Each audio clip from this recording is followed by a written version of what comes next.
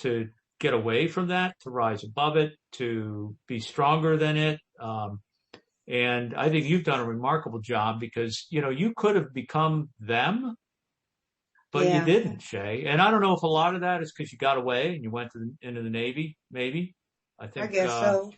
I think a lot of it might be that, but you're not them. You came from them, but you're not them. And you took the best of your father and emulated that, I think. I mean, obviously there were parts of him that other people didn't see, and you had a relationship with him that no one else in the world did.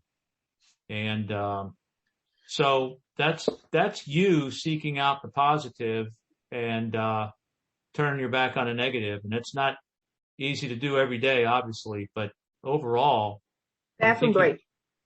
no, sure. I drank that tea.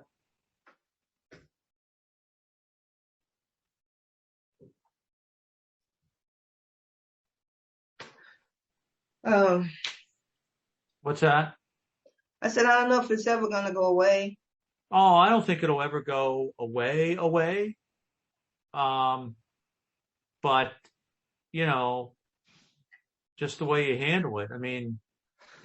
Um, you're just, that's the only thing you have control over, I think, is how you handle things. And that's what this book's about too. That's the other theme, not just all the challenges you've overcome, but how you've overcome all the things you do, even little things like, that light board. All that kind of stuff.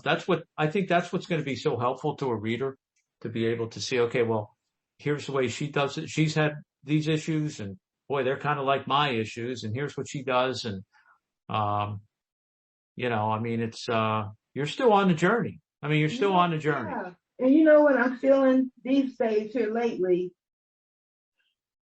And I know you can't say, I don't want to say the negative, but I feel it's getting more harder for me to adapt, to pull through, to be resilient.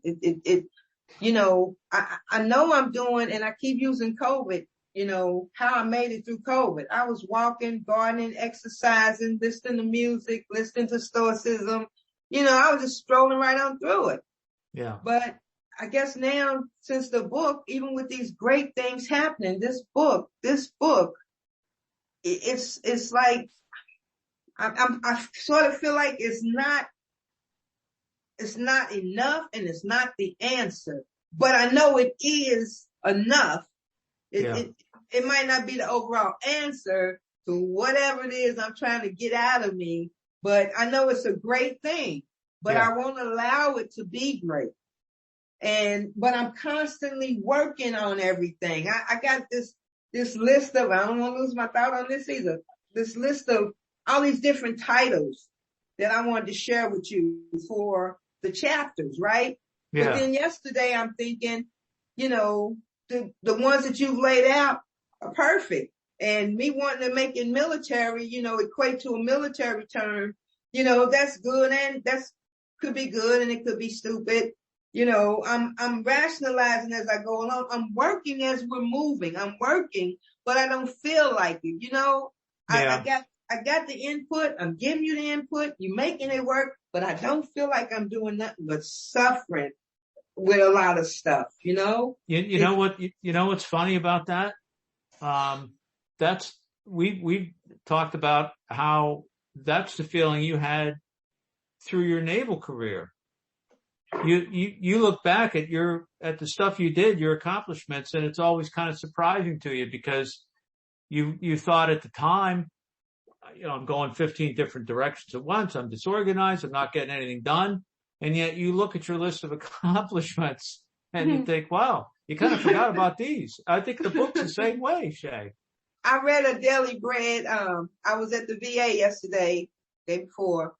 Weird thing. Who was there? A cousin of my daddy's, only living one, I think, in Louisville. He's got the niece here that doesn't tend to me. Her name is Marcia. I'm just remembering her name. I couldn't remember telling cousin Jimmy about it. His name is Jimmy Lynn. He had on an Air Force ball cap, and I met him years ago. And he came up to the nursing home to see Daddy a couple of times. He told me that